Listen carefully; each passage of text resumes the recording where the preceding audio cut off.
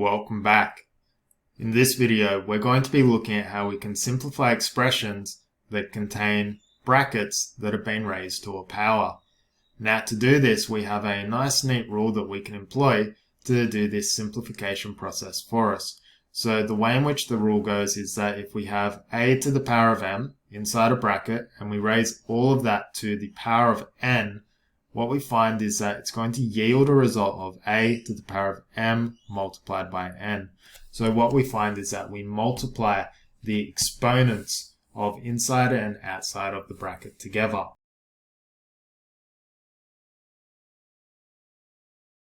Furthermore, the base does not change, so the base of a remains the same.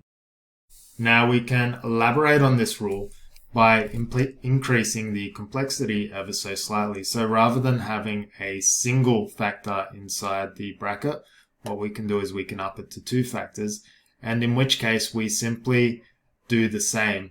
We simply go about multiplying the exponents of each factor inside the bracket with the exponent outside. So x to the q becomes x to the power of qs, and y to the power of p becomes y to the power of ps.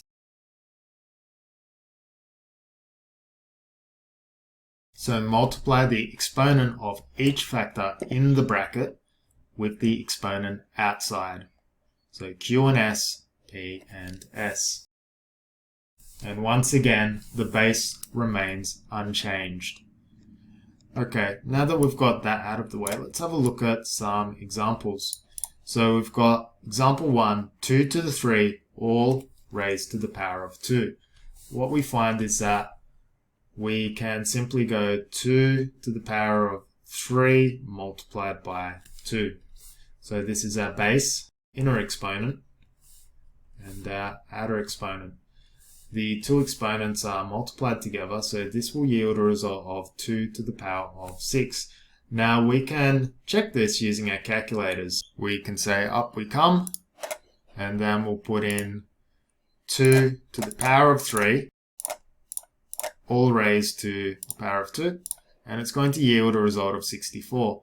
Now if we try this with what we've got, we're going to go 2 to the power of 6, and lo and behold, we get the same answer.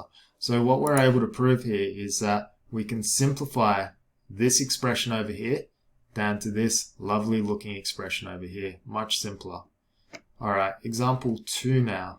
We have minus 3 squared to the power of 2. Simplifying this out, we're going to go minus 3, and then we're going to multiply the two exponents together, so it will be 2 times 2. And then we're going to get minus 3 to the power of 4. So we leave it like that. Example 3 now. We have x to the power of 4, all to the power of minus 3. So what we're dealing with here is a negative exponent.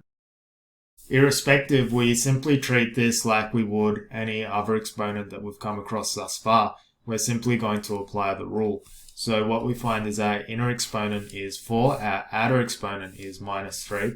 So we're going to go the common base of x to the power of 4 times minus 3. This will yield a result of x to the power of 4 3s are 12, and because 1 is negative, we get negative 12. So x to the power of negative 12. Nothing to it. Example 4 now, we have 2x squared z, all to the power of 5. What we're going to do is we're going to go through every single factor inside these brackets, and we're going to raise it to the power of 5. So that's going to involve 2, and then we're going to get an implied 1 times 5. Then we're going to get our x. We go 2 times 5.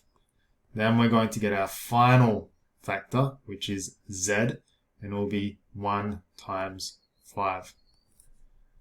Simplifying this out, we get 2 to the power of 5. X to the power of 2 times 10, or 5 is 10. And then z is 1 times 5, so 5. So our result is going to be 2 to the 5, x to the 10, z to the 5, like so. So once again, demonstrating this modification on the rule here. Now, final example, example 5. We have 2 to the negative 2, x to the 3, y to the negative 3, and all of that is being raised to 4. What we're going to do is exactly what we did in every other example. We're going to get our first factor, 2, to the power of minus 2, and then we're going to multiply it with 4. Then we're going to get second, which is x to the 3. We're going to multiply its exponent with 4 as well. And finally, we get our y to the negative 3, and we multiply that with the 4, like so. Simplifying this out, we get 2 to the negative 8, x to the 12, and y to the negative 12 as well. So what we see is that we have a nice rule here that we can use to simplify these expressions we see over here. So 2 to the 3 all to the power of 2 can go down nicely to 2 to the 6. And the more extreme example is 2 to the negative 2, x to the 3, y to the negative 3, all to the power of 4. We can get rid of these brackets and this exponent outside using this rule. So it becomes 2 to the minus 8, x to the 12, y to the negative 12. So in summary, this has been a video demonstrating how we can handle exponents that are put on brackets.